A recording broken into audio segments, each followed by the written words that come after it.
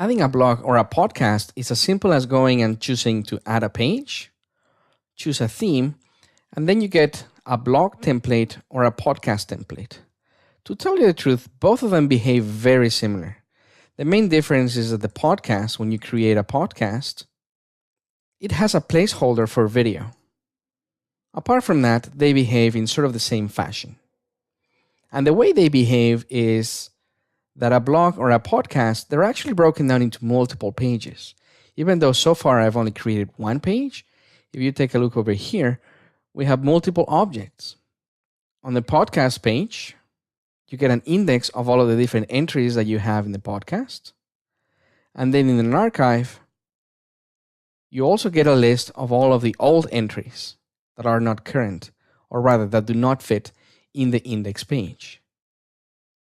So the way the podcast works is quite simple. You go into the entries, which is not only a page, but it's also an interface you can see at the very top. And every time that you add an entry, it creates a new page. Now, those pages that you create here, they don't show up in the entries. The reason for that is because if you're an active podcaster or an active blogger, this list of entries could get extensive really quickly, and then you would have too many pages in here. Rather, the way the pages are organized is inside this interface at the very top. If I go back to the index of the podcast, now you see I have two entries.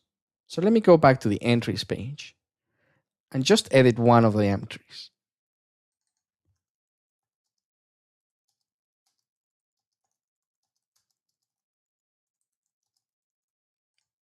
So when you change the title of the entry, as you can see here, it gets updated also in the entries list. And if you go back to the index page, it also gets updated here.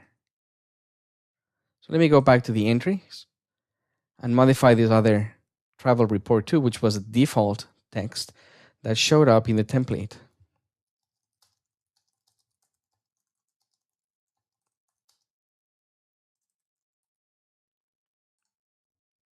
One thing to note is that in the index page, the one at the very top is the latest one that gets added.